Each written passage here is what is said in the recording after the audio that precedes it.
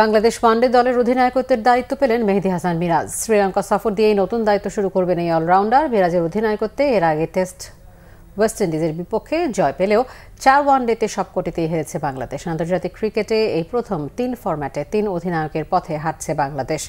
নাজমুল হোসেন শান্ত টেস্টে, মিরাজ ওয়ানডেতে এবং লিটন দাস টি-20 ফরম্যাটে দেশকে নেতৃত্ব দেবেন। এর আগে মোমিনুল হক টেস্টে, তামিম ইকবাল ওয়ানডেতে এবং মাহমুদুল্লাহ রিয়াদ ভারপ্রাপ্ত হিসেবে টি-20তে বাংলাদেশকে নেতৃত্ব দিয়েছেন। গত ফেব্রুয়ারিতে আইসিসি চ্যাম্পিয়ন্স ট্রফিতে নাজমুল শান্তর ডেপুটি হিসেবে দায়িত্ব পালন করেছেন মিরাজ। 1 বছরের জন্য মিরাজকে দায়িত্ব দেওয়া হয়েছে। বর্তমানে বাংলাদেশ জাতীয় দলের সফলতম অলরাউন্ডার মিরাজ। টেস্টে 2 নম্বরে থাকলেও ওয়ানডেতে অলরাউন্ডার র্যাঙ্কিংয়ে 4 নম্বরে আছেন মিরাজ। বিসিবির পাঠানো প্রেস রিলিজে বলা হয়েছে, ব্যাট ও বল হাতে মিরাজের ধারাবাহিক পারফরমেন্স, তার লড়াই ও দলকে অনুপ্রাণিত করার ক্ষমতা, মাঠ ও মাঠের বাইরে প্রাণচাঞ্চল্যে ভরপুর উপস্থিতি তাকে এই পালা বদলের সময় ওয়ানডেতে নেতৃত্ব দেওয়ার জন্য উপযুক্ত মনে করেছে বোর্ড। তার টেম্পারমেন্ট ও ম্যাচুরিটি বাংলাদেশকে এই সংস্করণে এগিয়ে নেবে, এটাই আশা করছে বোর্ড।